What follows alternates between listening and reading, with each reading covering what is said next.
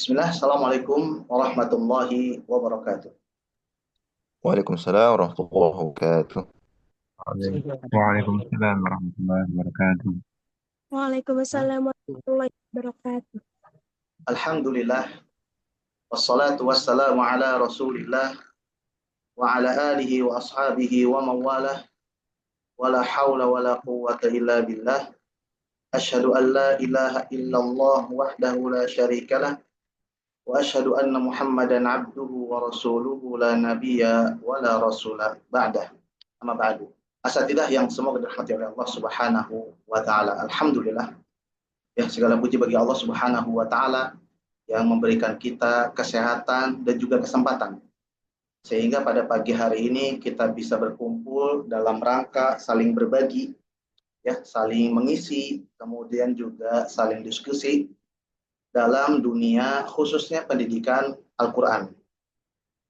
Dan kali ini insya Allah kita akan membahas terkait 9 penyebab target tahfidz tak tercapai dan juga solusinya. Mengapa materi ini Anda sampaikan? Karena beberapa akhir ini Anda sering diundang ya, mengadakan pelatihan-pelatihan untuk lembaga-lembaga, dan Anda dapati banyak di antara mereka yang tidak mengetahui penyebab dari target tahfidz di lembaganya itu tidak tercapai. Maka Anda rasa kalau seseorang itu tidak tahu penyebab, maka kemungkinan kecil dia akan tahu solusinya. Begitu ya. Maka dari situ, apa yang Anda kumpulkan ini, dari Anda perhatikan, kemudian Anda sampaikan beberapa kali, Alhamdulillah, bermanfaat dan juga bahkan berefek ya, ada dampaknya. Maka dari itu mudah-mudahan asatidzah yang hadir pada pertemuan kali ini bisa mendapatkan manfaat dari pembahasan yang akan kita bahas ini. Baik asatidzah yang semoga dirahmati oleh Allah Subhanahu wa taala. Kita tahu ya, masa-masa saat ini banyak sekali lembaga-lembaga tahfidz sedang berkembang. Banyak lembaga-lembaga yang mengunggulkan program tahfidz, ya kan? Bahkan tidak sedikit ada namanya sekolah tahfidzul Quran, misal begitu ya, atau pondok tahfidzul Quran. Karena melihat tahfidz ini sudah memang apa ya, masyarakat atau kaum muslimin sudah sadar begitu tentang pentingnya belajar Al-Quran. Itu di satu sisi lembaga. Kemudian di sisi lain bahkan rekrutmen, ya, Mutkinin kan punya program, punya grup loker guru. Di situ sebagiannya adalah guru Quran. Makanya dari itu kita juga fokus ke loker guru Quran saja, bukan loker guru-guru diniyah lainnya.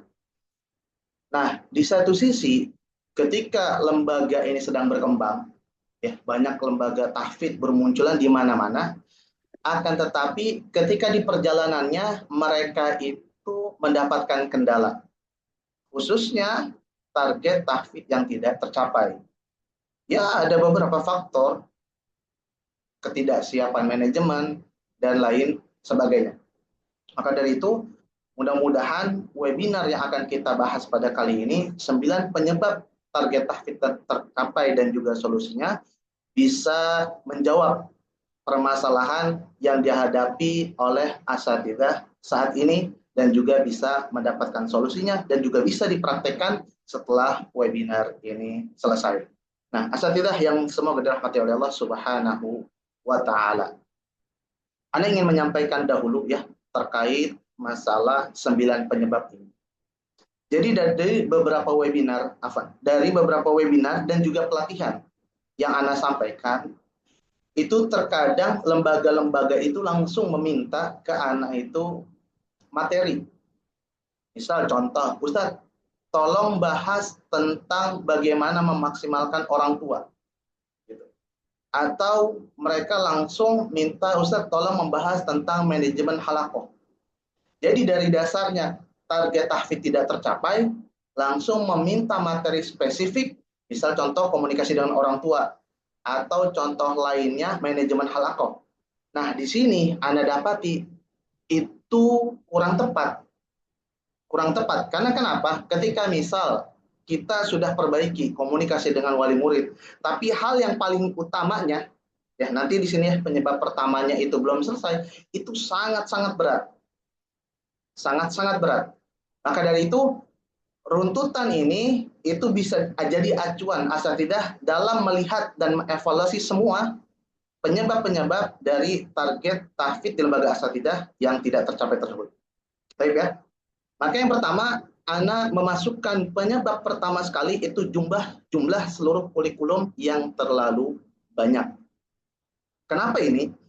Karena ketika jumlah kurikulum itu terlalu banyak, maka murid, ya, guru, pengurus, dan juga wali murid itu lelah dan juga kehilangan fokus. Karena banyak banget. Lelah dan juga hilang fokus. Belum lagi, ketika pelajaran itu banyak, maka waktu untuk Al-Quran ya, utamakan karena kita membahas tentang target tahfidz yang tidak tercapai ya. Maka efeknya ketika jumlah kurikulum ini terlalu banyak, efeknya waktu khusus untuk Al-Quran itu terbatas. Pertama tadi, lelah, capek ya karena banyak sekali pelajaran dan juga kurang fokus. Kemudian yang kedua, waktu untuk belajar Al-Qurannya terbatas. Belum lagi Anda perhatikan, dan juga insya Allah asatidah juga paham ya, insya Allah asatidah juga menyadari bahwasanya setiap guru ya itu ingin muridnya unggul di mata pelajarannya. Misal contoh, guru matematika ya ingin muridnya itu bisa matematika gitu kan. Nanti ada pelajaran bahasa Inggris, guru bahasa Inggris juga ingin muridnya bisa bahasa Inggris. Nanti bahasa Arab juga begitu. Ya, hadis juga begitu. Karena jumlah kurikulum ini banyak, maka semua guru itu menuntut murid unggul di mata pelajarannya masing-masing. Dan ini menurut Anda penyebab utama dan paling utama ya. Di sini yang perlu dilihat. Jadi hal-hal lainnya itu nomor sekian. Yang pertama adalah terkait masalah kurikulum. Gitu ya. Maka kita bahas solusinya apa? Kan gitu ya. Jadi misal nih, asatidah ada, saya kurikulumnya saat ini 19 atau ya lebih sedikit 13. Itu bagus apa enggak? Kan gitu ya. Kita bahas. Baik, pertama, solusi pertama adalah lebih sedikit, lebih fokus. Kita punya mindset nih, ketika lebih sedikit itu lebih fokus. Ya, perlu kita sadari lah, ketika asatidah masing-masing ya, di antara kita, ketika mengerjakan tugas, misal dikasih 19 tugas, begitu ya, itu gimana perasaannya? Kan pusing ya, harus menyelesaikan banyak hal. Ketika mungkin kurang sedikit lagi 15, tetap masih banyak. Nggak fokus, ini harus menyelesaikan yang mana. Kemudian belum lagi kalau dituntut harus bagus, bukan cuma sekedar selesai, gitu ya. Kan maksudnya selesai itu kan belajarnya ya. Misal contoh SD itu dari kelas 1 sampai kelas 6, itu selesai. Tapi kan harus dituntut bagus, nggak boleh nilainya rendah dari 6 atau dari 7, misal begitu. Itu kan dituntut harus bisa semua mata pelajaran. Maka solusi pertama, kita harus perlu mindset tanami lebih sedikit, lebih fokus. Gitu. Ini Anda pernah tanya survei terkait masalah efektivitas pembelajaran. Anda tanya ke 100 lebih orang waktu itu, Anda tanya seperti ini. Dari seluruh pelajaran dari TK sampai kuliah mungkin ya, dari TK sampai antum pokoknya besar, itu berapa persen pelajaran yang kepakai sehari-hari? Rata-rata menjawab itu 10 sampai 20%. 10 sampai 20%. Mungkin kalau kita yang sudah dari awal fokusnya agama, mungkin ya 40 sampai 60% mungkin ya. Karena Anda dapati banyak nih, banyak dari orang-orang yang sudah lulus dari pondok, itu juga banyak nggak kelihatan ilmunya. Gitu. Makanya ini semua berdasarkan data dan berdasarkan apa yang Anda alami. Maka dari itu, dari percontohan tadi, dari survei tadi, ketika Anda sampaikan berapa persentase yang kira-kira efektif dalam kehidupan sehari-hari, mereka mungkin umum ya, awam, TK-nya pelajaran umum ada, campur banyak begitu ya. Mereka mengatakan hanya 10% atau 20%. Begitu juga Anda lihat sendiri, yang lulusan-lulusan pondok banyak pelajaran yang dilupakan. Gitu. Nah, di sini Anda pengen ingatkan sekali lagi, solusi pertama terkait masalah jumlah kurikulum yang terlalu banyak, itu perlu kita sadari bahwasanya ketika lebih sedikit, lebih fokus. Gambarannya gimana tuh, Sat? Ya kayak kita aja. Kita nih misal sebagai guru, dikasih 19 tugas, sama dikasih 5 tugas misal gitu. Itu enakan mana? Lebih fokus mana? Lebih totalitas mana? Gitu. Dan itu anak perkirakan sama dengan anak-anak ketika belajar. Itu ya, ini yang pertama. Nanti kita bahas lagi. Kemudian yang kedua, berapa jumlahnya? Kan gitu ya. Misal ada waktu itu anak pernah tanya juga ada 13 pelajaran. Ustaz, kenapa ini pelajarannya 13? Kenapa enggak jadi 11, enggak jadi 9, enggak jadi 7 begitu? Beliau mengatakan kalau tidak salah ikut Kemendikbud atau seperti itu ya. Anak agak lupa nih. Jadi nggak bisa Ustaz. Memang harusnya segini gitu. Wah, Ana bilang cukup repot ya, walaupun nanti ada solusinya ya. Oke. Intinya kalau asatidzah mungkin PKBM lebih leluasa, tapi kalau nggak bisa tadi ya, sudah misal 13 atas dasar mengikuti pemerintah ya sudah. Tapi ini bagi asatidzah yang masih bisa merombak kurikulum, Ana sarankan seperti ini, 3 plus 2. Ini bukan patokan ya, bukan patokan harus 5 atau 3 plus 2, enggak. Cuman ini nanti pertimbangan-pertimbangannya. Pertama, kenapa 3 plus 2 bukan 5? Gitu. Kenapa enggak 5 aja, Ustaz? Misal dari 19 kurikulum jadi 5 saja angkanya. Tapi kenapa 3 plus 2? Nah, 3 plus 2 ini adalah pelajaran inti. Yang tiganya ini pelajaran inti. Pelajaran inti dari mana? Dari survei Ana juga. Ana survei ke guru dan juga orang tua. Ana tanyakan seperti ini, jika antum, ya baik guru ataupun orang tua ya, diminta memilih 3 pelajaran agama untuk anak-anak, itu apa yang antum pilih? Nah, dari mereka menjawabnya ini, 3 ini ya. Pertama Al-Quran, yang kedua akidah akhlak, kemudian yang ketiga fikih ibadah sholat. Walaupun pastinya ini hanya 80% ya, selebihnya ada sirah juga, ada bahasa Arab juga, ada hadis juga. Cuman yang jawaban yang terbanyak satu Al-Quran, kemudian yang kedua itu akidah akhlak, kemudian ketiga fikih. Dan ini ketika Anda perhatikan pun setelah survei, ya betul. Contohnya apa?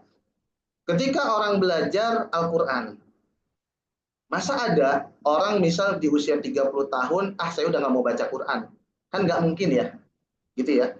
Tapi ketika orang misal belajar faraid, ya tanpa kita mengecilkan ilmu agama semuanya penting sesuai kondisinya. Tetapi ini berdasarkan prioritas dan yang kepake di segala kondisi. Ketika orang belajar ilmu faraid, kan nggak mesti ketemu. Kecuali dia bertemu keluarganya, ya ada yang meninggal, kemudian memiliki harta yang cukup untuk dibagi-bagi. Baru ilmu itu keluar. Ataupun ada orang yang konsultasi. Dan ini memang nggak banyak. Ya bahkan Allah sendiri mengatakan ilmu ini sedikit, ya begitu ya. Tapi balik lagi terkait masalah pemakaiannya, pemakaian sehari-hari baik dewasa, anak-anak, pelajaran inti ini 3 tadi. Mungkin bisa dicatat ya. Pertama tadi Al-Qur'an, kemudian yang kedua akidah akhlak. Maksudnya akidah akhlak itu apa? Bukan akidahnya yang sifatnya rububiyah, uluhiyah, asma wa sifat, bukan itu ya, bukan lebih ke teori. Tapi lebihnya akhlak, tapi akidah bahwasanya kita itu beradab kepada Allah. Semua perintah itu atas dasar Allah. Kita taat kepada orang tua itu atas dasar perintah Allah dan begitu seterusnya. Bukan yang sifatnya kubur dan seterusnya. Karena kan anak usia, misal contoh anak usia 5 tahun nggak memungkinkan ya pelajaran-pelajaran terkait masalah syirik. Tapi ketika terkait masalah akhlak, ya kemudian dia juga dikasih pemahaman akidah penerapan bahwasanya segala sesuatu itu perintah Allah, itu sangat memungkinkan. Kemudian tadi yang ketiganya masalah fikih. Misal contoh anak-anak atau dewasa ya belum ngerti sholat, ya sholatnya masih acak-acakan dan seterusnya, ini kemungkinan nggak bisa ditinggalkan, begitu ya. Kemudian misal contoh, Ustaz, bahasa Arab kenapa nggak bahasa Arab? Bahasa Arab penting, tapi menurut anak bahasa Arab itu level 2, levelnya atas. Maksudnya apa? Setiap kaum muslimin itu ya sangat berkaitan erat dengan Al-Quran. Misal contoh baca sholat ya, kemudian juga zikir, kemudian dengar murotal. Tapi kalau Al-Quran, ketika bahasa Arab itu lebihnya untuk orang-orang yang lebih ke menuntut ilmu. Gitu. Oke ya, 3 pelajaran, Al-Quran, kemudian akidah akhlak sama fikih. Kemudian 2-nya ini apa? Sesuai karakter. Misal contoh anak yang suka menghafal, ya itu mungkin cepat ketika menghafal sirah, yang nama-nama kan, tokoh, tempat, tanggal, tragedi gitu, kejadian, mungkin cepat mereka mengingatnya. Tapi kan ada yang ini apa ini ya? Ini Umayyah bin Khalaf, kemudian Abdurrahman bin Auf, nggak ingat gitu. Nah, dari sini mudah-mudahan dengan adanya pelajaran inti, kemudian juga pelajaran yang sesuai dengan karakter anak-anak, ini memudahkan anak-anak juga, ya, semua yang belajar, bahkan bukan hanya anak-anak, tapi gurunya juga mudah dalam mengajar, kemudian juga orang tuanya mudah dalam membantu. Karena kan kita tahu ya, kadang ada ya video-video berseliweran, anaknya susah begitu melakukan pelajaran apa gitu ya, itu sampai orang tuanya marah-marah, ya mungkin nggak ada bakat, nggak ada karakter di sana. Harus dipaksakan, terlebih lagi pelajarannya banyak, gitu repot semuanya. Dan di satu sisi pengurusnya juga pusing, ini target gak tercapai, bagaimana ya. Itu dia terkait masalah jumlah pelajaran, anggaplah 5 tapi dibagi menjadi pelajaran inti dan juga pelajaran sesuai karakter. Berikutnya ya, misal contoh, Ustadz, ini kalau pelajaran kita mau ada 10 misal begitu. Nah, itu bagaimana? Ya sudah, 5 dulu misal di tahun pertama, kemudian ketika sudah ini 5 lagi di tahun kedua, 5 lagi di tahun ketiga, seperti itu. Anda sangat menyarankannya seperti itu, karena fokus. Balik lagi, bagaimana fokus? Kita sendiri saja dah. Kalau kita banyak sekali tugas, itu pusing. Kita pengennya tugasnya sedikit-sedikit baru dikasih, gitu ya. Itu juga Anda rasa sama dengan anak-anak, tapi anak-anak mungkin nggak bilang pusing, cuman jadi kurang termotivasi saja. Berikutnya,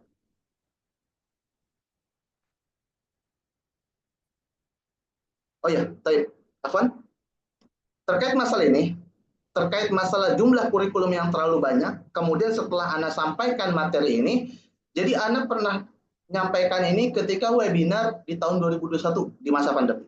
Nah, kemudian ada yang menghubungi Anda, Ustadz, Alhamdulillah Ustadz, Anda terapkan dari 11 pelajaran menjadi 9, kurang lebih seperti itu. Anda belum bisa nyampe 5. Kan dari 11 sampai 5 ya terlalu jauh ya. Tapi Anda sudah ngurangin. Anda paham ini bahwasannya ini memang perlu, ya, ini akan berefek, dan ternyata betul. Jadi gurunya, muridnya, dan wali muridnya tuh fokusnya jadi lebih. Gitu. Nah, ini bisa asal tidak coba ya. Ketika mengurangi jumlah kurikulum, apakah efeknya juga bisa berdampak ke semua pihak, baik guru, orang tua, murid, dan juga khususnya pengurus. Baik, asatidah yang semoga dirahmati oleh Allah Subhanahu wa Ta'ala. Itu tadi penyebab pertama terkait jumlah kurikulum yang terlalu banyak. Jadi sebelum yang lain, Anda pengen membahas itu dulu. Kalau jumlah kurikulumnya terlalu banyak, misal ada 15 atau bahkan 19, misal begitu. Kemudian kita bicara target, bicara tentang manajemen halaqah dan seterusnya, wah ribet. Gitu ya. Jadi itu yang pertama. Kemudian yang kedua, baru nih jumlah kurikulum Al-Qur'an dengan beberapa cabang ilmu. Jadi waktu itu juga ketika anak webinar di masa pandemi ya, ada yang menyampaikan, Ustadz, boleh nggak kita mengajarkan anak-anak itu tahsin, TK kalau tidak salah ya, ke anak TK ini tahsin, tafsir, tahfidz gitu, tahsin, tahfidz, tafsir. Anak bilang boleh-boleh saja gitu. Kalau memang nanti kondisinya gurunya kompeten, kemudian juga muridnya pinter, kurikulumnya bagus, sesuai, ya boleh, kenapa nggak boleh gitu. Cuman kebanyakan nggak seperti itu. Kebanyakan nggak seperti itu. Tahfidz saja yang sudah fokus gitu ya, itu banyak nggak tercapai. Apalagi anak mendengar bayangan itu. Bukan berarti anak menganggap itu mustahil, enggak. Ketika terpenuhi syarat-syaratnya, insya Allah bisa. Tapi kebanyakan tahfidz target yang utama saja menjadi program unggulan di lembaga-lembaga itu nggak tercapai. Apalagi ketika pelajarannya banyak. Jadi yang pertama tadi, kalau tadi secara umum jumlah kurikulum, yang ada bahasa Arab, ada hadis, ada fikih, ada sirah, dan seterusnya. Sedangkan ini kurikulum Al-Qur'annya sendiri. Berarti bagaimana Ustaz? Solusinya pertama, dahulukan tahsin. Dahulukan tahsin. Jadi ibaratnya itu tahsin itu seperti pondasi, kemudian nanti baru tahfidz itu seperti bangunannya. Apa gunanya tahsin? Pertama, gunanya tahsin adalah agar si murid atau anak ya bisa menghafal secara mandiri. Soalnya kan beberapa nih banyak yang konsultasi ke anak, jadi capek begitu, capek mendikte, nggak tahu nih asatidah ada nggak yang seperti itu. Jadi didikte, amma yatasaalun, Kenapa? Karena belum bisa baca, Ustaz. Gitu. Belum bisa baca, suruh ngafalin. Ya sudah, habis gurunya.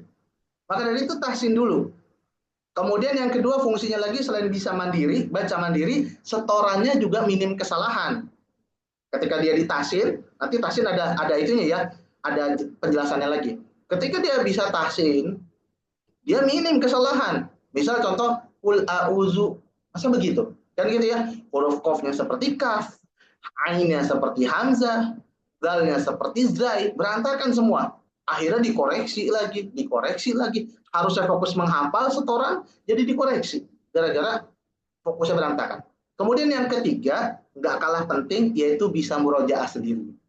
Karena kan guru ini kan pengen ya, Ustaz, target tahfidz nggak tercapai karena anak-anak nggak bisa murojaah sendiri. Pertanyaannya, itu tahsinnya sudah benar apa belum? Si anak betulan nggak sudah bisa baca ketika dia sendiri? Jangan-jangan nggak bisa. Jadi kita mengharapkan sesuatu, ya memang dia nggak bisa. Gitu. Baca aja nggak bisa, ngafalin nggak bisa, suruh murojaah. Oke lah, murojaah itu berdasarkan hafalannya dia. Oke, bisa. Tapi kalau pas lagi nggak hafal, kan gitu ya. Namanya anak-anak, gitu. Nggak semuanya anak-anak yang kita harapkan lah. Jadi bertahap kita butuh kesabaran dan seterusnya. Dan ini yang pertama dahulukan tahsin. Kemudian berikutnya, Ustaz, di lembaga anak nggak bisa Ustaz tahsin doang. Harus ada tahfidnya. Dan ini juga beberapa kali Anda mengisi pelatihan sama seperti ini permasalahannya. Maka solusinya adalah yang kedua ini. Jika tidak bisa fokus ke satu cabang ilmu Al-Quran, ya misal tadi kan Anda sarankan tahsin dulu ya. Kalau nggak bisa fokus bagaimana? Gunakan persentase. Gunakan persentase. Itu bagaimana? Kita ambil contoh kelas 1 sampai kelas 6 SD. Dan Anda ambil contoh ini dulu ya, yang umum dulu ya, tahsin sama tahfidz. Karena ini banyak lembaga yang menggabungkan keduanya. Ketika Anda tanya, kenapa Ustadz nggak dikurangin aja atau ditahsin dahulu aja? Nggak bisa Ustadz, gitu. Kita udah janji, udah nyebar brosur. Udah, kalau begitu dengarkan solusi ini. Gitu ya. Alhamdulillah saya terdengar, oh iya, Masya Allah gitu. Nah, tapi solusinya adalah persentase. Bagaimana itu? Contoh, kelas 1 itu tahsinnya 100%, tahfidnya 0. Kebayang ya? Jadi tahsin dulu baru tahfidz. Kelas 2 tahsinnya 80%, tahfidnya 20. Udah mulai itu ada tuh dikit-dikit tuh. Kelas 3 begitu. Kelas 3 berapa? Tahsinnya 60%, tahfidnya 40%. Naik lagi. Kelas 4 gantian. Tahsinnya udah semakin dikit 40%, tahfidnya 60%. Kemudian berikutnya kelas 5 tahsinnya 20%, tahfidnya 80%. Dan kelas 6 tahsinnya 0%, tahfidnya 100%. Ini gambaran. Dan ini beberapa kali ketika Anda sampaikan, oh ini Ustadz yang Anda cari. Ya, jadi waktu itu ada kepala sekolah atau koordinator tahfidz ketika di masa pandemi waktu itu. Ustadz, Anda pusing banget, ini gimana caranya? Anda sampaikan, berarti begini caranya. Wah, ini Ustadz yang selama ini Anda cari. Oke, coba, jika memang di lembaga asatidz seperti itu, ketika dikomunikasikan, dirapatkan nggak bisa, oh nggak bisa, kita harus ada tahsin sama tahfidz berbarengan. Coba pakai cara seperti ini, gitu ya. Baik, baik ya, masyarakat yang semoga dirahmati oleh Allah Subhanahu wa Ta'ala. Tadi mudah-mudahan sudah jelas. Pertama, jumlah kurikulum. Kalau terlalu banyak ini masalah. Solusi tadi diingat-ingat kembali. Kemudian yang kedua, kurikulum tahfidnya, berbagai cabang. Kurikulum Al-Qur'annya, beberapa cabang. Fokus dulu, kalau nggak bisa pakai persentase. Kemudian yang sekarang yang ketiga, target kurikulum Al-Qur'an yang kurang realistis. Sebenarnya begini ya, asatidzah yang semoga dirahmati oleh Allah Subhanahu wa Ta'ala. Waktu itu Anda didatangi ya, banyak rombongan guru-guru. Beliau menyampaikan, ketika Anda tanya, Ustadz, berapa target di lembaga antum? 2 juz Ustadz. 2 juz. Anda katakan, ya oke, masih realistis, begitu ya. Itu satu dulu nih, tapi poinnya Anda tanya lagi. Anda penasaran soalnya, agak curiga. Karena kok target 2 juz banyak masalah, kan gitu ya. Mungkin saat itu juga bertanya, 2 juz kan ringan, walaupun mungkin ada sebagian 2 juz emang susah gitu. 2 juz ringan, apalagi selama 6 tahun. Walaupun balik lagi terkait jumlah kurikulum juga tadi ya. Yang poin pertama, poin kedua, sekarang poin ketiga. Kemudian jawabannya apa? Ustadz, kita mengapa targetnya 2 juz? Karena mengikuti lembaga-lembaga yang ada di sekitar kita. Nah, ini masalah. Ya kan, targetnya nggak realistis. Makanya bagaimana menentukan target? Ini dia. Baik ya. Menentukan target itu melihatnya dua orang ini. Ya, dua kelompok ini ya. Pertama guru, yang kedua murid. Itu yang utama. Jadi gurunya kompeten nggak? Misal contoh, kita buka targetnya 2 juz. Gurunya ya minimal jangan 2 juz, minimal 5 juz atau 3 juz lah. Gitu kan? Tapi kalau guru-gurunya, misal pendirinya, kemudian di awal mereka ngebangun, mereka aja hafalnya juz 30 doang. Gitu ya. Ya sudah, di awal targetkan saja juz 30. Kan nggak dosa ya. Cuman mungkin gengsi aja. Gengsi. Ustaz, di lembaga lain ini 2 juz, Ustaz. Masa lembaga kita doang juz 30? Gengsi dong. Gitu. Ya itu urusan lain. Anda nggak terlalu peduli ya masalah gengsi. Ini masalah terkait masalah pendidikan dan juga dakwah di dunia pendidikan. Anda menyampaikan apa yang benar, bukan sekedar sesuai dengan gengsi kita. Yang pertama tadi kompetensi guru, yang kedua kemampuan murid. Bagaimana itu maksudnya kemampuan murid? Apakah nanti penerimaan murid, nanti kita bahas terkait masalah murid. Ini benar-benar ketat kita. Contoh, target segini, harusnya murid sudah bisa baca Al-Quran. Nah, apakah itu ketat ataukah enggak? Gitu. Kalau dua pertimbangan ini menentukan itu, maka baru tuh menentukan, oh 2 juz cocok. Atau ini mah kesedikitan. Kenapa? Karena nyarinya bersanad guru. Muridnya kalau bisa sudah bisa baca, lancar, hafal juz 30 masuk SD-nya. Ya nggak usah hafalannya 2 juz. Kedikitan kan gitu ya. Jadi ya. Nah, harapan anak menentukan target jelas nih. Bukan karena melihat lembaga lain. Jangan, tapi melihat apa yang ada dalam diri kita. Yaitu paling nggak guru dan juga murid. Berikutnya. Nah, di sini nih. Solusi kedua adalah membuat target atas dan juga target bawah. Membuat target atas dan target bawah. Itu maksudnya apa tuh? Contoh, ketika tahsin itu target bawahnya yang penting dia bisa ngucapin huruf hijaiyah. Sama beda gitu antara ain sama hamzah, antara sin dengan shin, itu target bawah tahsin. Target atasnya dia bisa mengucapkan makhraj dengan benar. Misalnya seperti itu. Kemudian tahfidz target bawahnya yaudah hafal 2 juz. Target atasnya 6 juz. Gitu ya.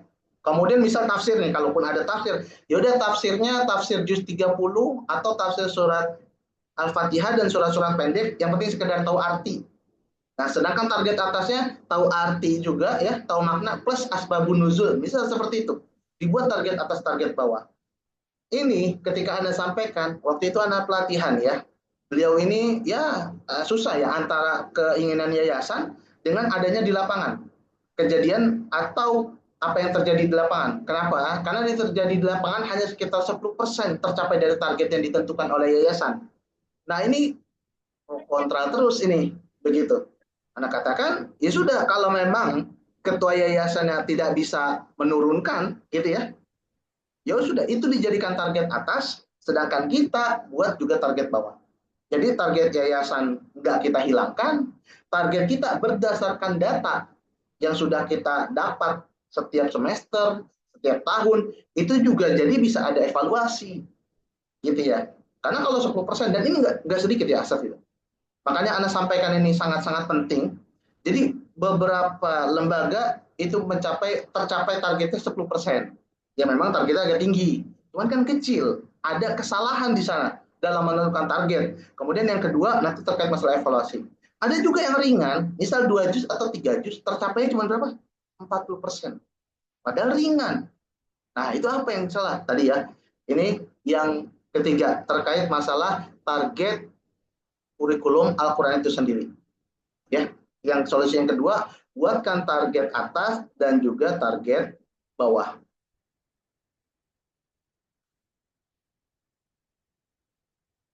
Baik. Berikutnya ya, hadirin yang semoga dirahmati oleh Allah Subhanahu wa taala, kita masuk ke penyebab keempat. Mudah-mudahan dapat gambaran nih. Setelah tadi target, sekarang kita masuk kurikulumnya. Kurikulum. Apa nih ya? Seperti ada salah ya, catat. Maksudnya di sini kurikulumnya kurang lengkap. Kurang lengkap. Misalnya contohnya apa? Dia tahsin nih, tahsin ya. Tapi tahsinnya asal aja nyomot dari YouTube. Ini juga pernah Anda dapati. Jadi di masa-masa pandemi, kebanyakan lembaga itu berantakan pembelajarannya. Nah, Anda pernah komunikasi dengan salah satu lembaga, cara mereka waktu itu ya, dengan kebingungan tentunya ya, bukan karena memang itu yang terbaik, bukan. Mereka bingung bagaimana caranya, ya itu dikasih video YouTube saja. Video YouTube Iqra, gitu bacaan Iqra dikasih.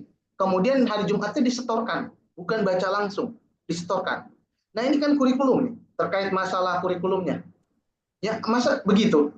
Dari video YouTube orang lagi bahkan, bukan YouTube lembaga sendiri ya. Nah, terkait masalah kurikulum bagaimana sebenarnya? Gitu kan? Baik. Kurikulum yang pertama adalah buat indikator. Indikator, karena jelas nih, kan tadi target nih, ya bacaan atas apa. Nah, ini indikatornya. Indikatornya mungkin bisa dicatat ya, Anda pelan-pelan. Misal contoh tahsin, indikator target bawahnya itu membaca huruf hijaiyah dengan baik dan bisa membedakannya. Kemudian juga bisa membaca harokat dan juga sukun ya beserta kol-kolah. Itu ya beberapa ya. Ana sudah sampaikan di video-video pelatihan-pelatihan atau webinar sebelum-sebelumnya. Ya mungkin nanti bisa antum dapatkan di situ. Kemudian itu indikator tahsin bawah. Kemudian tahsin atas indikatornya apa? Tadi bisa baca huruf sesuai dengan makhrajnya. Bisa membaca huruf hijaiyah sesuai dengan sifatnya. Itu indikator-indikator terkait masalah program tahsin. Kemudian juga terkait program tahfidz. Terkait program tahfidz, indikatornya apa? Misal contoh, ketika dia salah 3 kali ya, untuk setoran-setoran pendek, maka itu dianggap tidak hafal. Ya, bukan dibimbing terus gitu kan. Atau ketika memang setorannya itu cukup panjang, ya mungkin diberikan kesempatan 5 sampai 10 kali salah. Mungkin seperti itu. Nah, di sini indikator-indikatornya jelas. Jadi jangan sampai salah diseret terus begitu. Dia salah nih hafalannya, terus aja lanjut. Kan kurikulumnya jadi nggak jelas. Kemudian juga misal, dia hafal bacaan huruf hijaiyahnya belum benar. Tapi udah lanjut tuh, pindah lagi, keseret-seret terus. Maka kurikulumnya harus jelas nih indikator-indikatornya satu begitu. Kemudian juga ini kalau 3 kali salah nih, nanti diperbaiki. Makanya semua ingat betul dari penyebab pertama sampai penyebab ini itu urutan, bukan acak-acakan. Gitu ya. Jadi asatidz juga perhatikan betul urutannya. Kemudian yang kedua, terkait masalah kurikulum. Ya, terkait masalah kurikulum ini ke cara belajarnya. Cara belajarnya ya memang ada masalah murotal, ya dengar murotal itu banyak lah ya. Cara-caranya cukup banyak. Anda waktu itu sampaikan ya sekitar 3 jam mungkin terkait masalah panduan mengajar tahfidz. Panduan mengajar tahsin. Gitu ya. Cukup panjang di sana penjelasannya. Tapi di sini cara belajarnya ada fokus beberapa hal. Pertama fokus ke praktek. Fokus ke praktek. Maksudnya bagaimana tuh? Jangan cuma sekedar huruf mim bertemu ba. Contohnya ya, dibaca dengan ditahan misal begitu ya. Ya, oh mim bertemu ba ditahan. Misal gitu. Tapi bacanya enggak gitu. Nah, ini percuma. Maka fokusnya ke praktek, bukan ke teori. Kemudian berikutnya cara belajarnya juga. Misal contoh ketika dia belum lulus, itu jangan dilanjut. Ya kalau di Mutkinin kita menggunakan konsep semi privat namanya. Semi privat, ketika murid itu belum lanjut atau belum lulus ya belum bisa, itu tidak lanjut ke materi berikutnya. Maka dari itu sangat penting menentukan target di awal. Ya, karena berpengaruh nih cara belajar. Ini belum lagi terkait masalah manajemen halakoh nih ya kan. Terkait target, nanti terkait dengan jumlah kurikulum dan seterusnya. Baik, asatidzah yang semoga dirahmati oleh Allah Subhanahu wa taala. Kita masuk penyebab kelima. Setelah tadi kurikulum, ya harus jelas indikatornya, cara belajarnya. Sekarang standarisasi guru Al-Qur'an yang belum tersedia. Atau sudah tersedia tapi belum jelas. Sehingga apa? Sehingga kualitas pengajaran nggak konsisten, karena nggak ada standarnya. Ya kalau bisnis istilahnya SOP lah gitu ya. Misal contoh kalau bikin kopi misal gulanya itu berapa takarannya. Itu kan ada tuh. Jadi setiap orang yang membuat kopi itu sama rasanya. Kan begitu ya, standar. Begitu juga dengan guru. Kalau gurunya nggak ada standar, ya jelas saja hasil muridnya beda-beda. Gitu. Kemudian juga ditambah lagi ketika guru nggak punya standar nih kita nih, bingung nempatin posisinya. Karena ada yang bertanyakan, Ustaz, bagusnya untuk kelas 1 itu guru yang mungkin hafalannya 15 juz apa 30 juz ya? Gitu. Nah itu bingung. Hal yang seperti itu. Karena ya mungkin nggak ada standarnya. Ketika, balik lagi ya, ketika guru nggak punya standar, ya kita nggak punya standar untuk penerimaan guru, kemungkinan besar kita juga nggak punya standar untuk kelulusan murid. Ya standarnya nanti kita bahas. Maka dari itu, solusi pertama menyusun kriteria dan standar guru. Itu perlu tuh. Standarnya dari mana? Ya sudah dari indikator tadi. Indikator tadi. Ya, indikatornya ya masing-masing 4. Kalau di Ana target bawah 4, target atas 4 yang tahsin. Gitu. Nah, itu dibentuk. Mungkin asal tidak ada yang punya cara lain, ada 5 atau ada 3 indikatornya. Gitu kan? Itu bebas. Tapi kalau di Mudkinin 4 dan itu sudah dimasukkan atau dicantumkan di buku-buku panduan Mudkinin. Misal panduan tahsin ya, buku Alikon Mahir yang warna biru, mungkin asal tidak sudah dapat, itu ada tuh indikatornya. Ya. Afwan, ini tolong matikan ya suaranya. Gitu. Solusi pertama itu menyusun kriteria dan standar guru. Karena Anda ingat sekali faqidu syai' la yu'ti. Orang yang nggak punya itu tidak akan bisa memberi. Kalau guru saja nggak ada standarnya, gimana dia nanti mau menularkan standar ke murid-muridnya?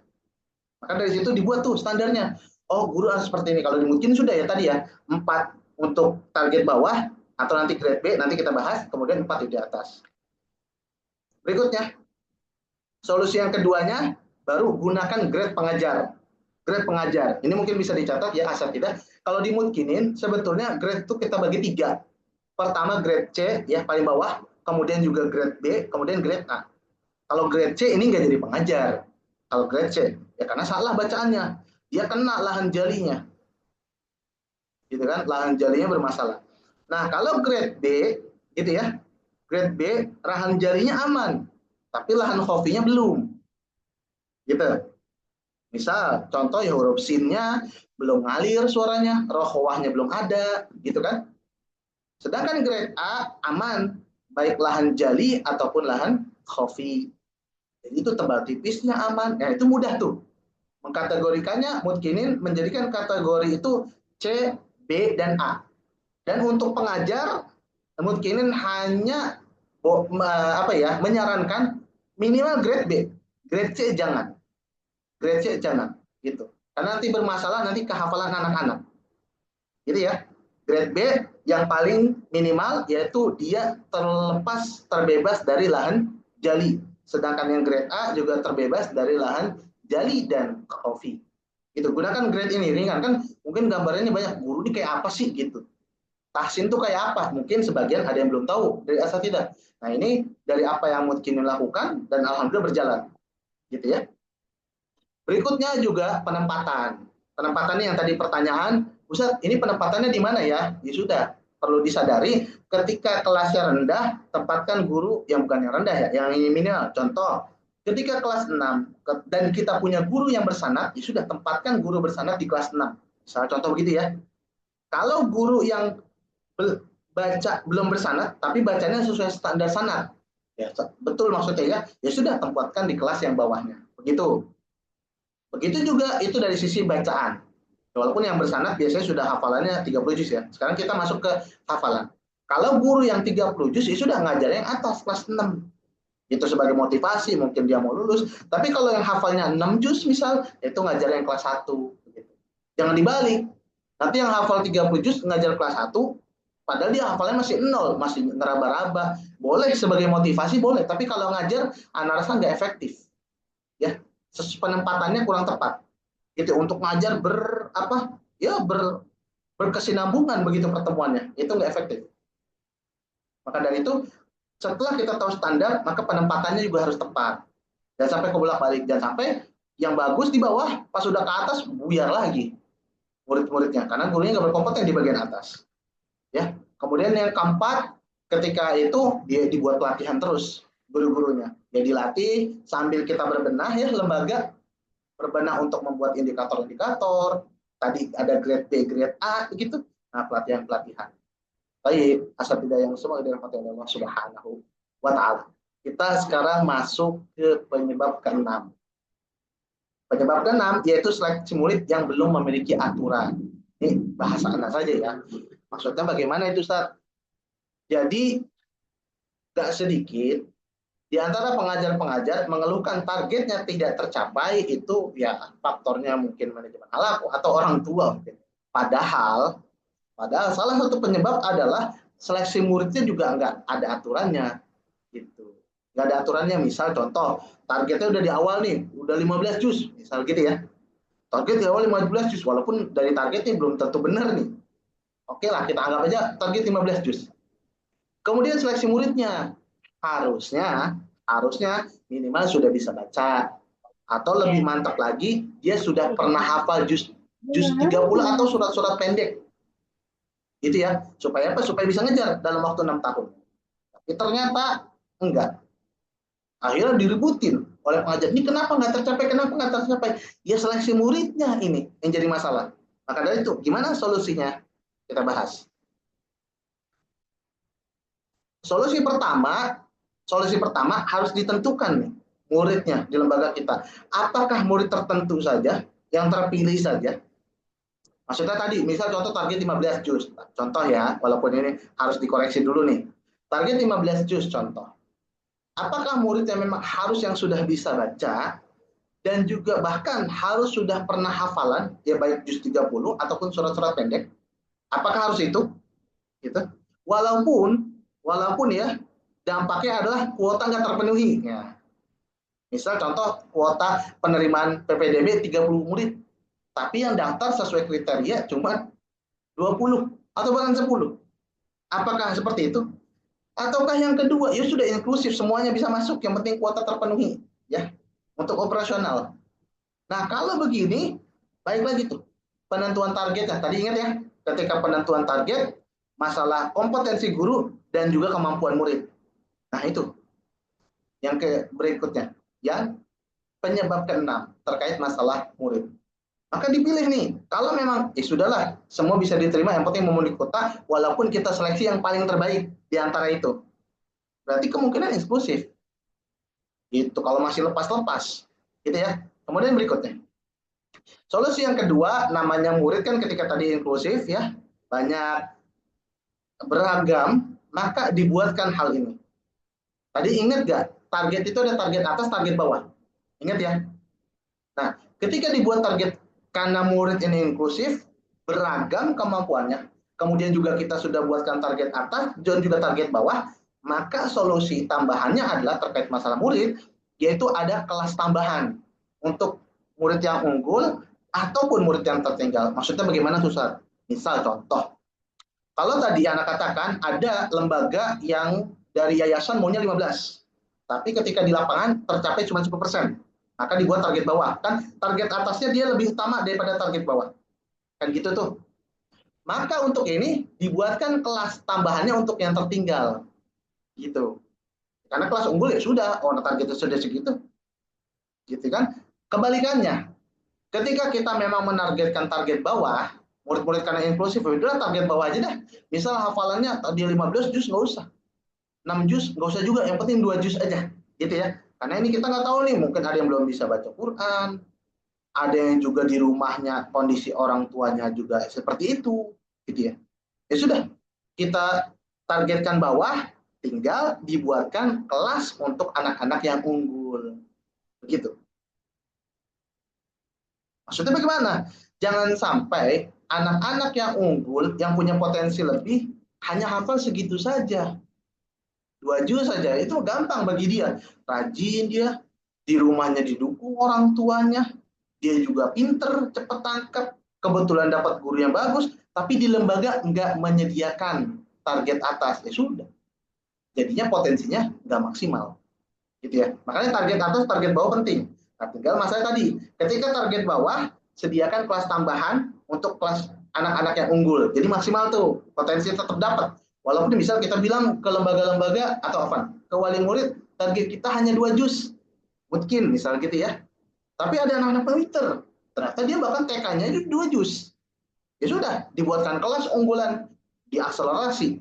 Gitu. Karena anak pernah dapati, ada lembaga ya dari murid kita ya di Mutkinin, mereka masuk SMP, sudah selesai bacaannya sudah bagus, ya standar Mutkinin, berikutnya juga sudah hafal juz 30 dengan bacaan yang cukup bagus, pas di sana nggak terfasilitasi. Akhirnya apa?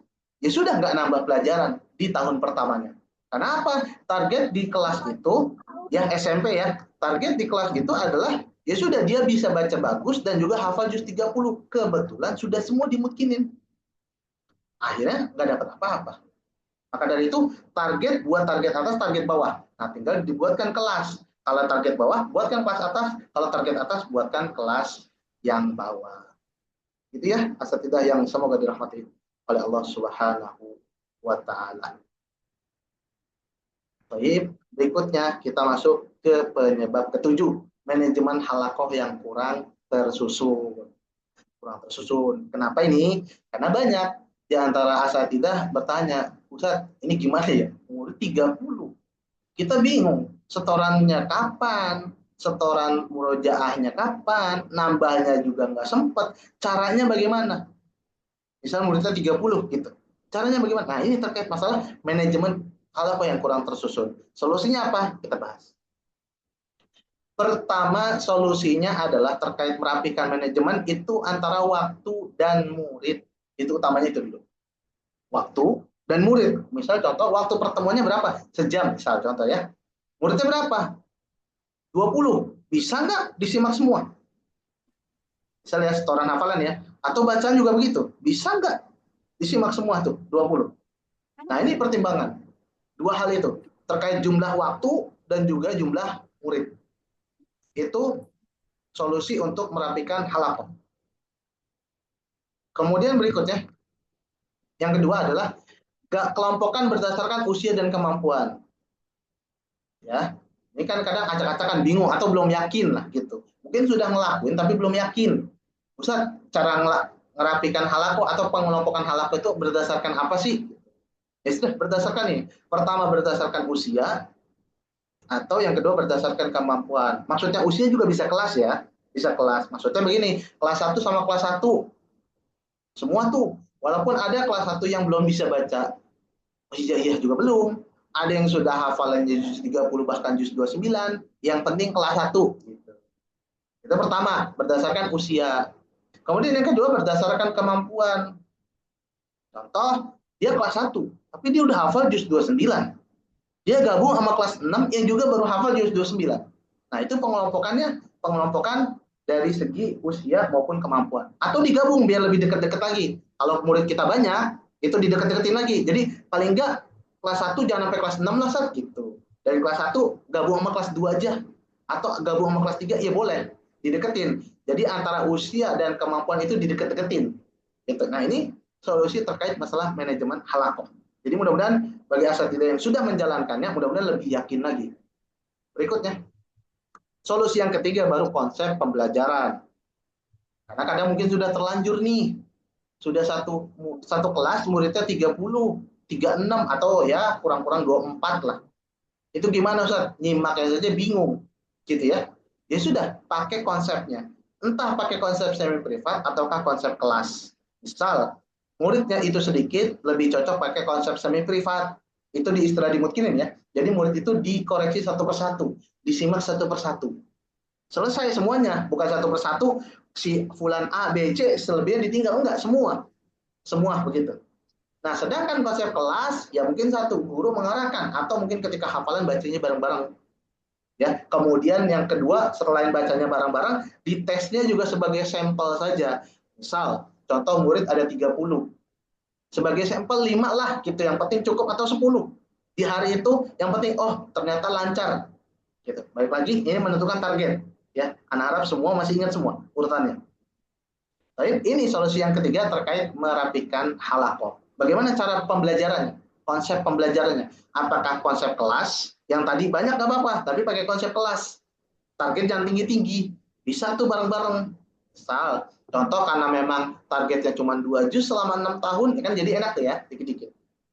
Tapi kalau kita udah eksklusif memang, jumlah muridnya sedikit, biar gurunya lebih tahu karakter anak, dan seterusnya, boleh pakai konsep semi privat, jadi satu persatu. diperiksa. Walaupun balik lagi terkait masalah kompetensi guru, dia masuknya yang mana?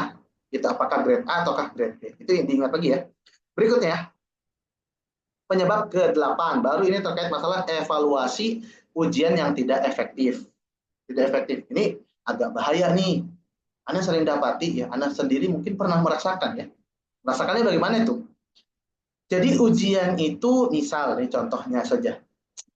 Target atau ujian juz 30 gitu ya. Ujian juz 30. Setelah itu ada anak-anak yang nggak hafal. Atau kalau kita pakai nilai itu nilainya 5 lah gitu ya. Nilainya 5. Secara aturan di lembaga 5 ini nggak lulus nih. 5 ini nggak lulus. Akhirnya dibuatlah tambahin apa? Kamu yang penting nulis aja. Tambahan tulis Anas atau dari Anaba sampai At-Takfir, nanti ditambah nilainya. Nah, terkait masalah ini, ketika evaluasi dan ujiannya nggak benar, maka itu jadi berantakan semuanya.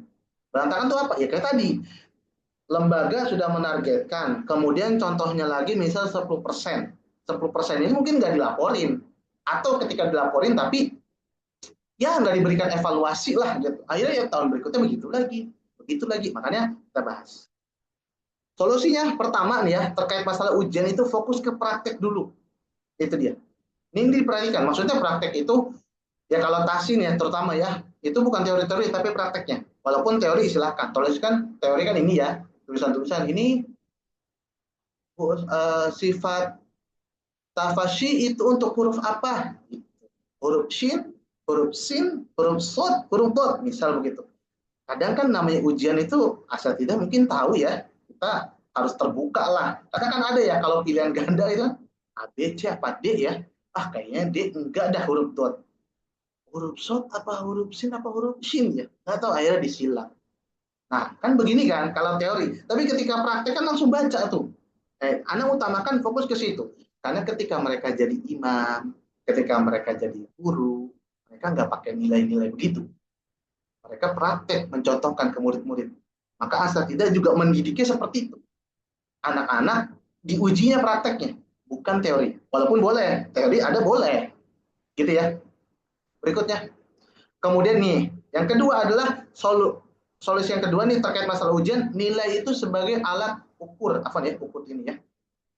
Maksudnya apa? Tadi, jangan sampai ketika si murid itu nilainya 5 atau 4 atau bahkan ya, anak kita contohkan saja di satu kelas ini ternyata nilai anak-anak itu 5 rata-rata, 4, 5, 6. Begitu ya. Ini jangan diotak-atik nilai ini. Jangan diotak-atik. Nilai ini sebagai laporan dan evaluasi. Evaluasi untuk apa? Ternyata misal target kita 15 juz. 15 juz. Setelah pokoknya kita betul-betul nilai hanya sekitar 10% tadi ya.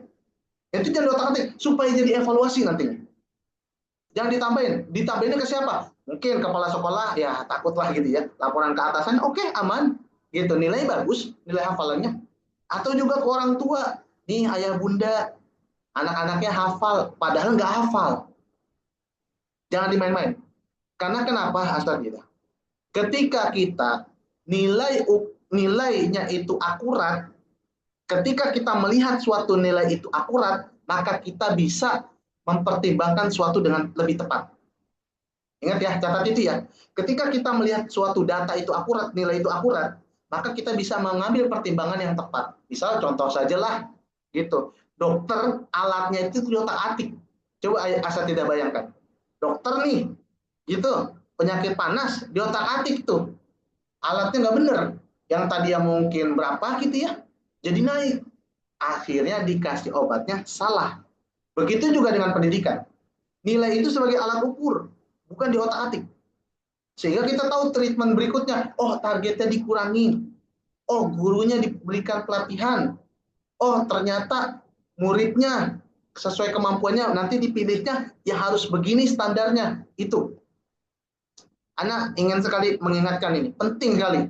Karena kalau evaluasinya diotak-atik, nggak akan benar nanti lembaga asatidzah. Semua dibikin dimanis-manisin nggak bakal bener. Ya karena kita sebagai pengajar ya, anak pribadi bahkan mengurus lembaga, dan anak sangat ketat masalah ini, kita ke kualitas bukan kuantitas. Apalagi sekedar mujamalah gitu. Yang penting bagus, indah, ya dikira jangan. Karena ini tanggung jawab kita kepada Allah Subhanahu wa Ta'ala. Berikutnya, dan di sini ketika lagi evaluasi, khususnya evaluasi awal itu perlu rutin. Jadi misalnya asatidz ternyata sudah, wah ini ternyata menarik juga ya, betul juga ya. Nah, ketika mau evaluasi harus rutin di awal. Contoh, dimungkinkan ketika kita menerima guru, kemudian diberikan pelatihan, kemudian mengajar, itu di awal-awal diperhatikan. Ketika sudah berjalan, sudah bisa ditinggal, gitu ya. Begitu juga ini, ketika oh iya ternyata betul ya, kita harus robah begini. Nah ini dicek tuh, terus jangan ditinggal, nanti nunggu 6 bulan berikutnya kelamaan, gitu. Itu terkait masalah evaluasi. Dan terakhir apa? Barulah ini kerjasama dengan wali murid yang belum terarah. Ini baru yang terakhir. Bukan ujuk-ujuk wali murid yang disalahin. Karena wali murid juga nggak tahu. Ya, solusinya apa? Solusinya langsung. Pahami bahwa wali murid itu memiliki kondisi yang beragam. Ada wali murid, walaupun banyak sekali ya, beragamnya itu banyak sekali. Satu, wali murid ada yang punya ilmu dan punya waktu. Oke, ini aman. Punya ilmu, punya waktu. Biasanya tanpa disuruh, mereka akan bantu. Karena mereka sadar ilmu penting dan dia punya waktu. Tapi nggak kayak gitu biasanya. Ada wali murid yang punya ilmu, tapi nggak punya waktu. Jadi apa ya? Mungkin dia kesibukan mengurus maisha. Susah. Ayah bunda gitu, abi umi, tolong bantu ya nikmatin anak restoran. Harus kita pahami nih, kita empati. Gitu. Tapi nanti ya ada ya solusinya. Kemudian yang ketiga, ada yang punya waktu tapi nggak punya ilmu. Ustaz, saya sih ada saat ya duit mah alhamdulillah banyak, nggak repot nyari duit, anak di rumah terus nemenin anak, cuman saya bingung ilmunya apa ya, mungkin bisa diberikan pelatihan atau kelas dan seterusnya ya. Itu ada oleh murid kan begitu. Ada yang terakhir nggak punya ilmu, nggak punya waktu. Ini sudah diidentifikasi belum oleh asatidz? Tiba-tiba misal bilang, Ustaz, ini kita target nggak lulus atau target kita nggak tercapai gara-gara wali murid nggak dukung. Karena wali murid nggak dukung, jangan-jangan dia mau dukung tapi nggak punya waktu, nggak punya ilmu. Maka pertama pahami, apa nih solusi ketiga ini? Solusi pertama ya, pahami kondisi wali murid yang beragam. Berikutnya baru buatkan panduan untuk orang tua. Panduan untuk orang tua. Itu panduannya apa? Ya udah ringan lah, target atas sama target bawah. Karena kan masing-masing beda ya. Misal contoh Abi, Umi gitu. Kalau Abi dan Umi memang nggak bisa banget, sempet nggak bisa ngajar, nggak punya waktu, paling nggak kasih perhatian, tanyakan ke anak belajarnya bagaimana. Itu kan ringan ya, namanya nanya. Ya, kayak mandor mungkin ya, nanya ini gimana gitu. Nah udah belajar ini belum, apa kata guru, ada tugas nggak? Itu simple, nggak butuh ilmu kan. Tapi kalau untuk orang tua yang lebih ada ya, baik ilmu ataupun waktu, barulah panduannya ngajar. Ya mirip-mirip menggantikan guru ketika di rumah untuk akselerasi. Ya setelah tadi ada kelas tambahan untuk yang unggul, dan juga di rumah karena orang tuanya bisa mendukung mungkin, tambah lagi akselerasi. Itu panduan, jelas, nggak perlu lengkap. Tapi jelas aja orang tua, jangan sampai kita dalam hati nih ngomong nih, nggak tahu, nggak disampaikan, dan orang tuanya juga nggak tahu karena nggak bisa nebak dalam hati kita kan, gitu ya. Maka dibuat panduan tertulis, nggak usah berat-berat, yang penting jelas saja. Berikutnya yang ketiga, grup komunikasi. Grup komunikasi mungkin dari wali muridnya ada yang ingin tanya atau dari kita laporan dan seterusnya, gitu. Jadi jelas di sini. Jadi bukan ujuk-ujuk kita itu mengharapkan wali murid melakukan sesuatu kayak kita ya, kayak guru, padahal mereka nggak tahu apa-apa. Kemampuan mereka beda-beda, nggak ada komunikasi. Itu jangan sampai gitu. Dan inilah 9 penyebab target tahfidz tak tercapai. Maka kesimpulannya, mengetahui penyebab suatu masalah adalah setengah dari perjalanan menuju solusi. Gitu ya. Karena tadi di awalnya Anda sempat menyampaikan bahwasanya bingung, ini masalahnya apa ya? Apakah masalahnya orang tua? Ternyata enggak, orang tua nomor terakhir. Ini dari Anda ya, dari yang Anda teliti gitu, yang Anda perhatikan. Tiba-tiba manajemen halal kok enggak, itu terakhir. Yang paling awal apa tadi? Jumlah kurikulum secara keseluruhan. Itu dulu, baru diruntuh. Maka di sini identifikasi masalah dari awal sampai akhir. Semua tuh udah ada 9 kan? Mudah-mudahan diingat. Kemudian sesuaikan kondisi dengan realitas lapangan. Contoh kayak tadi, ada yang mengatakan, dari 9, dari 11, saya turunin jadi 9 dulu, belum bisa 5, tapi alhamdulillah Ustaz, udah berefek. Ya sudah, itu sesuaikan dengan kondisi lapangan. Contoh juga, misal grade B, grade A, mungkin kayak gini, ada 4 indikator, mungkin asatidz punya 5, atau punya 3 saja, silahkan disesuaikan dengan realitas lapangan dan kondisi lembaga masing-masing. Dan ketiga, pantau dan evaluasi secara berkala, khususnya di awal-awal perbaikan. Jadi ketika oh, ini ternyata oke lah, kita mau perbaiki nih lembaga kita, itu harus di awal harus agak apa ya, dipantengin gitu. Jangan dilepas, jangan nunggu nanti 6 bulan berikutnya, jangan. Kalau bisa setiap pekan terus begitu, karena masalah ini besar. Ya, disusun satu-satu dari kurikulum dan seterusnya. Mungkin ini asatidzah yang dirahmati oleh Allah Subhanahu wa taala, 9 penyebab target tahfidz tak tercapai yang anak kumpulkan, kemudian anak sampaikan, dan ya banyak tanggapan positifnya.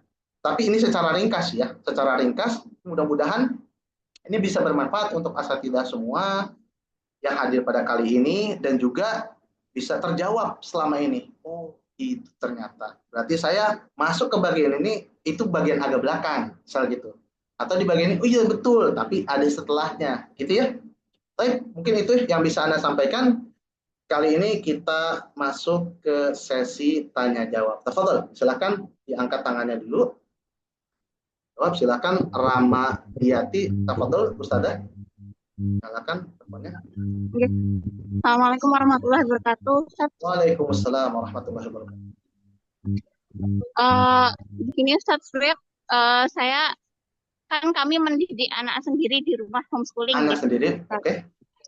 Nah, saat ini tuh kendalanya anak kami tuh belum terlalu lancar untuk membaca Al-Quran. Maksudnya kadang masih tersendat-sendat gitu ketika membaca. Nah, untuk saat ini dia sudah punya hafalan juz 30 dan sebagian juz 29. Nah, untuk saat ini kami tuh lebih banyaknya sebenarnya ke tahsin dan materi tajwid gitu, Ustadz. Cuma untuk yang hafalannya belum kami tambah, hanya murojaah aja. Oke. Karena untuk hafalannya juga kadang masih ada yang dia lupa-lupa gitu kan. Nah, minta sarannya Ustadz, kok gimana ya baiknya, kami kan pengennya bacaannya juga semakin baik, hafalannya mungkin, tapi pengennya ya juga nambah gitu. Kalau bisa nambah hafalannya gitu, Ustadz.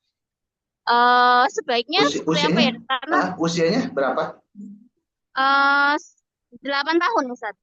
8 tahun. Baik. Oke. Baik, sudah itu pertanyaannya? Oke, Ustadz. Terima kasih. Baik, sama-sama.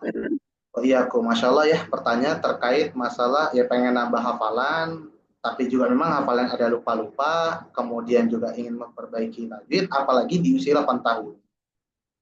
Tayyib ya, Umu atau Ustadzah, yang semoga dirahmati oleh Allah Subhanahu wa Ta'ala. Terkait masalah ini, terlebih usia anak tersebut sudah 8 tahun. Secara kan ya, usia 8 tahun itu kan sudah mulai ya mumayyiz gitu ya, mandiri, nanti bentar lagi balik, kemudian juga semakin luas pertemanannya, lingkupnya dan seterusnya, butuh namanya kemandirian, begitu ya, kemandirian.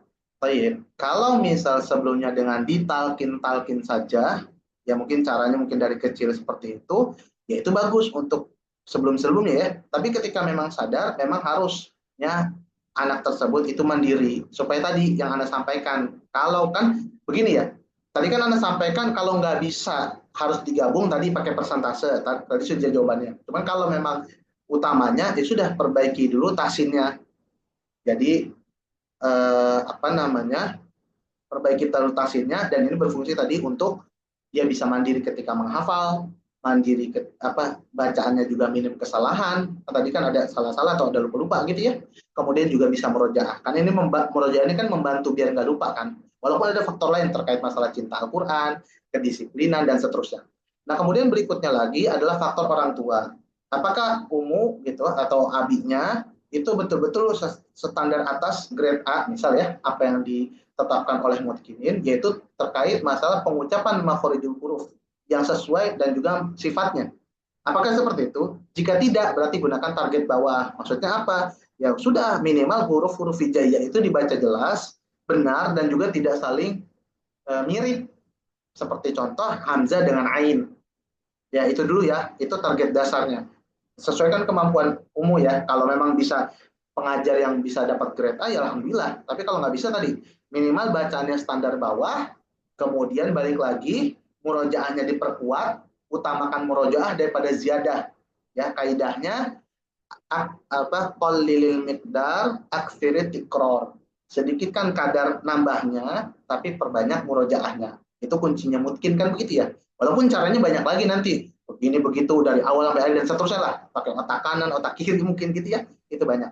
Mungkin itu yang bisa Anda sampaikan. Lagi poinnya pertama, karena memang sudah dewasa, dia mandiri supaya baca Quran ngapal sendiri gitu. Kemudian yang kedua yang memang fokus murojaah, kemudian juga nambahnya boleh ya tadi mungkin dengan tambahan persentase, yang penting nambah 1 ayat seminggu, misal begitu. Kalau misal nggak mau ditinggalin, kalau mau ditinggalin nambahnya, ya sudah fokusnya perbaikan bacaan sama murojaahnya. Itu mungkin yang bisa Anda sampaikan. Wallahu ta'ala a'lam bishawab. Gitu ya. Kemudian terjawab. Coba Anda lanjut ke Ustaz Abdul Karim. Mungkin begitu, silakan Ustaz.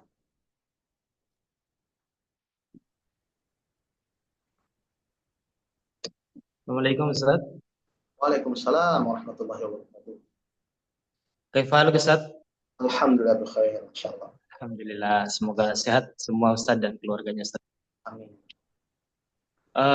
Kami di awal ucapkan jazakumullah khairan, ilmunya ini pertama kali kami dapat, sangat relevan dengan banyak keadaan, terutama saya sedang di Madura di Pondok Pesantren Tahfidz, dan ini mungkin akan kami nanti kembangkan, sampaikan walaupun saya sendiri bukan di bagian tahfidz. Nanti kami sampaikan kepada yang berwenang. Tapi saya sendiri pengajar di TPQ juga Ustaz. Di TPQ Tahfidz ada dua tantangan yang sedang kami hadapi. Mungkin tantangan ringan, tapi kami butuh solusi dari pertanyaan tanya jawab di sini Ustaz. Boleh saja 2 pertanyaan. Baik, silakan. Pertanyaan yang pertama, ini kami kan hanya 1 jam, dari jam 4 sampai jam 5. Belum punya waktu yang lebih untuk kami sediakan. Harapan kami ke depannya nanti mungkin lebih maksimal. Hanya saja untuk keadaan sekarang, seperti itu.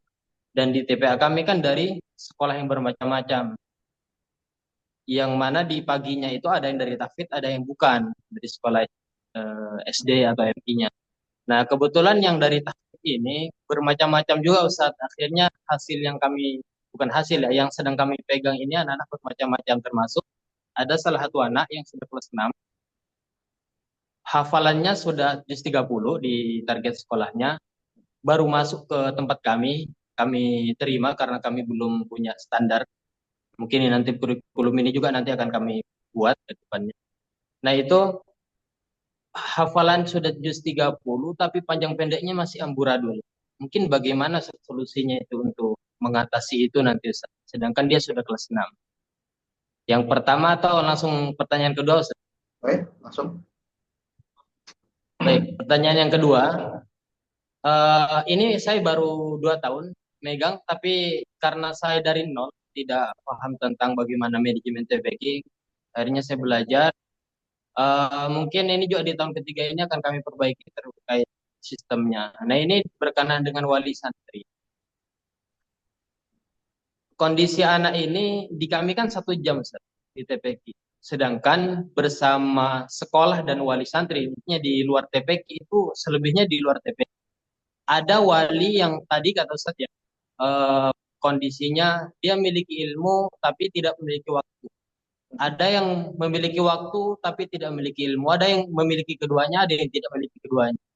Nah, itu Ustaz, berkenaan dengan wali santri yang cacat dari salah satunya lah, itu kan otomatis tidak akan maksimal persiapan di rumah. Sedangkan kami hanya memiliki waktu 1 jam. Itu bagaimana kira-kiranya Ustaz nanti solusi ke depannya yang bisa kami terapkan? Karena waktu 1 jam di kita satu orang megang 10 anak.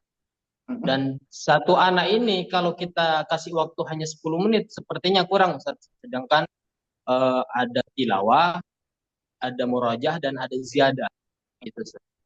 Itu minimal ada 20 menit lah yang bisa kami berikan seharusnya. Tapi dengan keadaan sekarang belum bisa. Mungkin banyak solusi, Ustaz. Baik. Baik, itu ya, 2 pertanyaan itu ya. Baik, bismillah, wassalatu wassalamu ala rasulillah amma ba'd. Pertanyaan pertama terkait masalah ketika dia sudah misal kelasnya tinggi ya gitu, tapi bacanya panjang pendeknya itu salah. Maka bagaimana kalau memang sifatnya darurat, maka gunakan target bawah. Target bawah itu yang penting huruf nggak salah gitu ya. Huruf misal huruf ain dengan hamzah itu beda. Maksudnya itu bagaimana sih Ustaz? Kalau dia mengucapkan huruf ain sesuai makhorijul huruf, ya, dia nggak keluar dari hidung harusnya. Ya sudah, keluarnya dari mulut saja, gitu. Ya. Tapi kalau standarnya bawah, dia masih keluar hidung bisa, gitu, gitu ya. Ya sudah, yang penting beda antara a dengan a, gitu. Udah, itu dulu. Karena memang waktunya mepet, darurat, gitu ya. Itu pertama. Masalah huruf. Kemudian yang kedua yang terkait masalah harokat, ya harokat jangan sampai salah, karena kan salah harokat bisa salah arti atau merusak arti. Kemudian yang ketiga, ya ini indikator ya, indikator kan tadi anak katakan 4 ya, mungkin ini dijelaskan. Kemudian yang ketiga terkait masalah gunnah atau yang ditahan. Yang ditahan ya kalau Anda sampaikan waktu itu mana tahan mungkin gitu ya, Anda mengambil Ustadz siapa begitu.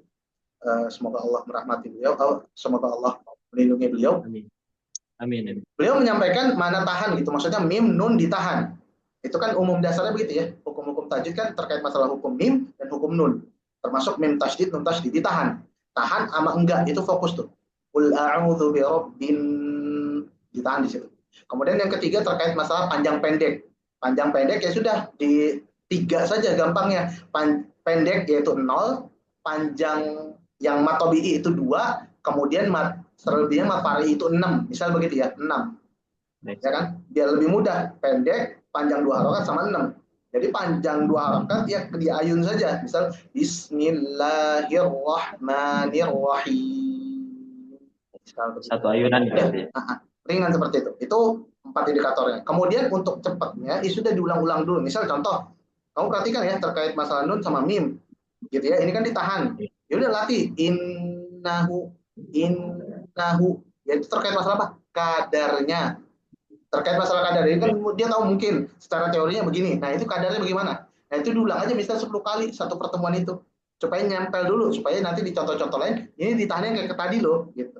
Ini ditahan paling enggak kalaupun dia nggak tahu ilmu-ilmunya kan, paling enggak pas ketika diingetin tahannya tahu atau nanti lama-lama refleks. Ya, mungkin itu terkait masalah nomor 1.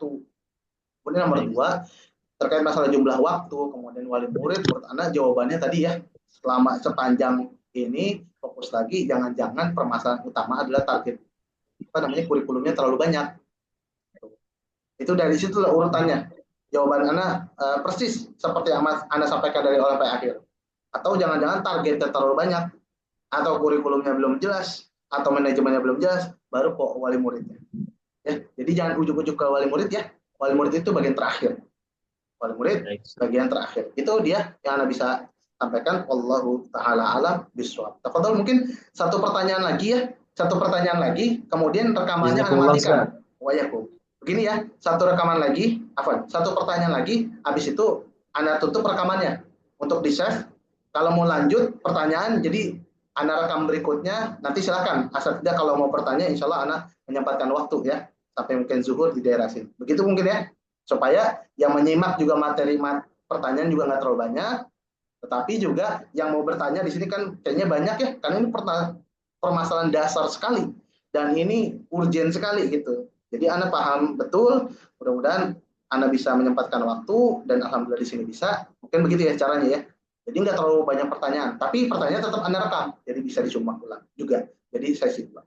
Mungkin begitu. Tapi satu lagi, Anda pilih dulu. Mungkin Ustadz dari akhwat kali ya, dari akhwat lagi. Siapa ini? Ustazah Aisyah mungkin. Tafadhol. Pertanyaan lewat komen Anda nggak, apa ya? Kalau pertanyaan lewat komen, Anda kurang fokus ya. Mungkin tanya bisa obrol saja begini. Nanti di sesi kedua. Tapi mungkin Ustazah Aisyah silahkan pertanyaannya.